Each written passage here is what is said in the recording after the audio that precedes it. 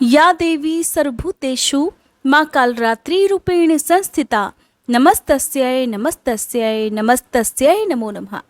नवरात्रि के 7वें दिन माँ भगवती के कालरात्रि रूप की पूजा की जाती है। माँ ने असुरों का वध करने के लिए ही ये रूप धारण किया था। कहते हैं कि जो भी भक्त सच्चे मन से माँ कालरात्रि की पूजा करता है उस पर भूत प्रेत और बुरी शक्तियों का साया नहीं रहता। आज की इस वीडियो में आप सुनेंगे माँ कालरात्रि की कथा और आरती। इसके साथ ही मैं आपको बता दूं कि नवरात्रि के दिनों में ही हमने देवी भागवत पुराण कथा भी सुनाना प्रारंभ कर दिया है। अगर आप उन कथाओं को सुन रहे हैं तो जरूर कमेंट करके बताइएगा। माँ कालरात्रि का स्वरूप देखने में अत्यंत भयानक है और इनका रंग अंधकार की तरह एकदम काला है। इनके केश सदा बिखरे हुए रहते हैं और कंठ में ये बिजली की चमक वाली माला धारण करती हैं। माँ कालरात्रि के 3 नेत्र ब्रह्मांड की तरह विशाल और अत्यंत गोल हैं, जिनमें से बिजली की तरह किरणें निकलती रहती हैं। इनकी नाक से श्वास तथा निश्वास से अग्नि की भयंकर ज्वालाएं निकलती रहती हैं। माँ का यह भय उत्पन्न करने वाला स्वरूप केवल पापियों का नाश करने के लिए है, केवल शत्रुओं के मन में भय पैदा करने के लिए है। माँ कालरात्रि का स्वरूप भले ही विकराल और भयानक हो, लेकिन ये अपने भक्तों को सदैव शुभ फल प्रदान करने वाली होती हैं। इस कारण इन्हें शुभंकरी भी कहा जाता है। देवी की 4 भुजाएं हैं। दाईं ओर की ऊपरी भुजा से महामाया भक्तों को वरदान देती हैं। नीचे की भुजा से अभय का आशीर्वाद प्रदान करती हैं। बाईं भुजा में क्रमशः तलवार और खड्ग धारण करती हैं। माँ का प्रिय रंग लाल है और इन्हें रात रानी का पुष्प भी बहुत प्रिय है।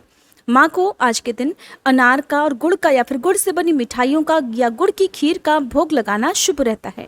माँ को अगर आप नींबुओं की माला अर्पित करते हैं तो कहते हैं कि उससे हर प्रकार के भय का नाश होता है और आने वाला संकट भी टल जाता है। आइए अब सुनिए माँ कालरात्रि की कथा। पौराणिक कथा के अनुसार रक्तबीज नाम का एक दैत्य था। मनुष्यों के साथ साथ देवतागण भी बहुत परेशान थे। रक्तबीज दानव की यह विशेषता थी कि जैसे ही उसके रक्त की बूंदें धरती पर गिरती तो उसके जैसा ही एक और दानव बन जाता, जिससे देवतागण भयभीत हो गए और वह भगवान शंकर की शरण में जा पहुंचे। भगवान शंकर जानते थे कि उस दैत्य का वध केवल देवी पार्वती ही कर सकती हैं। तब उन्होंने देवी पार्वती से दैत्य का वध करने का अनुरोध किया। तब भगवान शंकर से देवी कहने लगी कि हे प्रभु, आप मेरी ओर से दूत बनकर उस दैत्य के पास जाइए और उससे कहिए कि वह युद्ध के लिए उपस्थित हो, और उसके अलावा जो भी दैत्य वहां युद्ध करने के लिए तत्पर हो उनसे भी कहिए कि जो तुम्हें अपने जीवित रहने की इच्छा हो तो त्रिलोकी का राज्य देवराज इंद्र को दे दो। देवताओं को उनका यज्ञ भाग मिलना आरंभ हो जाए और तुम पाताल को लौट जाओ। किंतु अगर बल के गर्व से तुम्हारी लड़ने की इच्छा है तो फिर आ जाओ, तुम्हारे मांस से मेरी योगिनियां तृप्त होंगी। क्योंकि देवी ने भगवान शंकर को उस समय दूत के कार्य में नियुक्त किया था, इसलिए वह संसार में शिवदूती के नाम से भी विख्यात हुई। भगवान शंकर से देवी का संदेश पाकर उन दैत्यों के क्रोध का कोई आर पार न रहा और वह जिस स्थान पर देवी विराजमान थी वहां आ पहुंचे। वहां पर देवी से युद्ध करने के लिए रक्तबीज के साथ साथ शुंभ और निशुंभ नामक दैत्य भी आ पहुंचे। युद्ध के मैदान में आते ही वह दैत्य देवी पर शक्तियों और बाणों की वर्षा करने लगे। देवी ने उनके फेंके हुए बाणों, शक्तियों, त्रिशूल और फरसों को अपने बाणों से काट डाला और काली देवी उस देवी के साथ आगे खड़ी होकर शत्रुओं को त्रिशूल से विदीर्ण करने लगी और खड्गवांग से कुचलने लगी। वहां पर देवी पार्वती के शरीर से दिव्य शक्तियां निकली जो सभी दैत्यों का वध करने के लिए तत्पर हो रही थी। ब्रह्माणी जिस तरफ दौड़ती थी उसी तरफ अपने कमंडल का जल छिड़ककर दैत्यों के वीर्य और बल को नष्ट कर देती थी। इसी प्रकार माहेश्वरी त्रिशूल से, वैष्णवी चक्र से और अत्यंत कोप वाली कुमारी शक्ति द्वारा असुरों को मार रही थी। शिवदूती के प्रचंड अट्टहास से कितने ही दैत्य भयभीत होकर पृथ्वी पर गिर पड़े और उनके गिरते ही वह उन्हें भक्षण कर गई। इस तरह क्रोध में भरे हुए मातृगणों और तरह तरह के उपायों से बड़े बड़े असुरों को मरता हुआ देखकर राक्षसी सेना युद्ध के मैदान से भाग खड़ी हुई और उनको इस प्रकार भागता हुआ देखकर रक्तबीज नामक महापराक्रमी राक्षस क्रोध में भरकर युद्ध के लिए आगे बढ़ा। उसके शरीर से रक्त की बूंदें पृथ्वी पर जैसे ही गिरती, तुरंत वैसे ही शरीर वाला और वैसा ही बलवान दैत्य पृथ्वी से उत्पन्न हो जाता था। रक्तबीज गदा हाथ में लेकर ऐन्द्री के साथ युद्ध करने लगा। जब ऐन्द्री शक्ति ने अपने वज्र से उसको मारा तो घायल होने के कारण उसके शरीर से बहुत सा रक्त बहने लगा और उसकी प्रत्येक बूंद से उसके ही समान बलवान और महापराक्रमी अनेकों दैत्य भयंकर रूप से प्रकट हो गए। वह सब के सब दैत्य रक्त बीज के समान ही बलवान तेज वाले थे। वह भी भयंकर अस्त्र शस्त्र लेकर देवियों के साथ युद्ध करने लगे। जब ऐन्द्री के वज्र प्रहार से उसके मस्तक पर चोट लगी और रक्त बहने लगा तो उसमें से हजारों ही पुरुष वहां पर उत्पन्न हो गए। वैष्णवी ने चक्र से और ऐन्द्री ने गदा से रक्तबीज को चोट पहुंचाई और फिर वैष्णवी के चक्र से घायल होने पर रक्तबीज के शरीर से जो रक्त बहा उससे हजारों महाअसुर उत्पन्न हो गए, जिनके द्वारा यह संपूर्ण जगत व्याप्त हो गया। फिर कौमारी ने शक्ति से, वाराही ने खड्ग से और माहेश्वरी ने त्रिशूल से उसको घायल कर दिया। इस प्रकार क्रोध में भरकर उस महादैत्य रक्तबीज ने सभी मात्र शक्तियों पर अलग अलग गदा से प्रहार किया और माताओं ने भी शक्ति तथा शूल इत्यादि से उसको जो बार बार घायल किया, उससे देखते ही देखते सैकड़ों महादैत्य उत्पन्न हो गए। और इस प्रकार उस रक्तबीज के रक्त से उत्पन्न हुए असुरों से संपूर्ण जगत व्याप्त हो गया।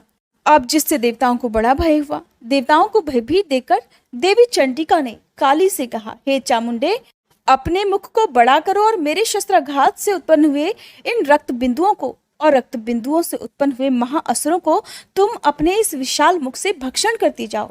इस प्रकार रक्त बिंदुओं से उत्पन्न हुए महादैत्यों को भक्षण करती हुई तुम इस युद्ध भूमि में विचरो और इस तरह से रक्त क्षीण होने से यह दैत्य रक्त बीज नष्ट हो जाएगा।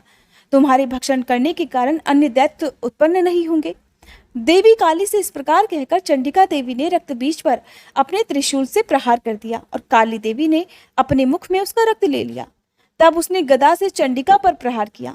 प्रहार से चंडिका को बिल्कुल भी कष्ट नहीं हुआ, किंतु रक्त बीज के शरीर से बहुत सा रक्त बहने लगा। लेकिन इस बार उसके गिरने के साथ ही देवी काली ने उसको अपने विकराल मुख में ले लिया। काली के मुख में उस रक्त से जो असुर उत्पन्न हुए उनको उसने तुरंत ही भक्षण कर लिया और रक्त को पीती गई। फिर देवी ने रक्त बीज को, जिसका कि रक्त देवी काली ने पिया था, चंडिका ने उस दैत्य को वज्र, बाण, खड्ग और इष्टि इत्यादि से मार डाला। हे राजन, अनेक प्रकार के शस्त्रों से मारा हुआ और खून से वंचित वह महादैत्य रक्त बीज पृथ्वी पर गिर पड़ा। हे राजन, उसके गिरने से देवतागण अत्यंत प्रसन्न हुए और माताएं उन असुरों का रक्त पीने के पश्चात उद्धत होकर नृत्य करने लगी। इस प्रकार देवी काली ने रक्तबीज नाम के राक्षस का वध कर दिया। प्रेम से बोले महाकाल रात्रि मैया की जय। अब सुनिए माँ काल रात्रि की आरती। ओम जयति जय काल रात्रि मैया, जयति जय काल रात्रि, दुष्टों की संहारिणी, सुखों की माँ दात्री।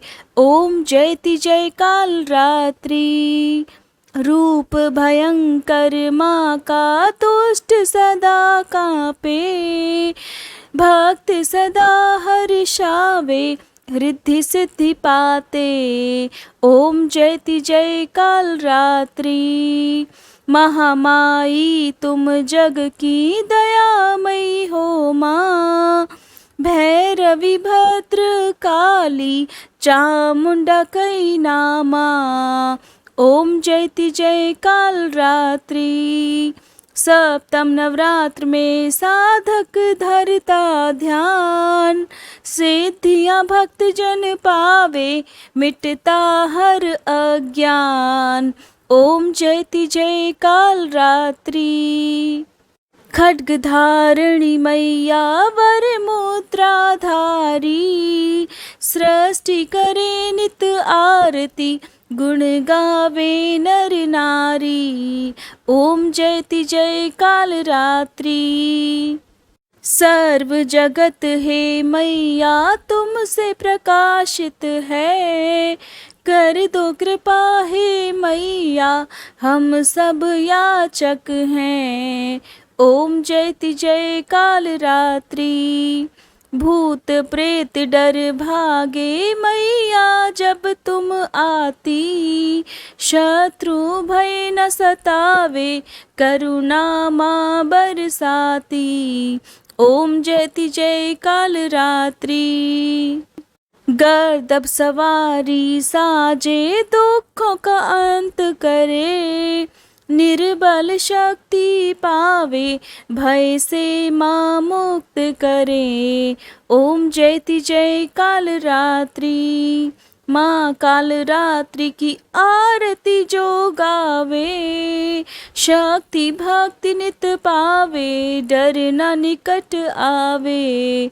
ओम जयति जय काल रात्रि, ओम जयति जय काल रात्रि, मैया जयति जय काल रात्रि। दुष्टों की संहारिणी, सुखों की माँ दात्री। ओम जयति जय काल रात्रि। अगर वीडियो पसंद आई हो तो वीडियो को लाइक शेयर और चैनल को सब्सक्राइब जरूर कीजिएगा।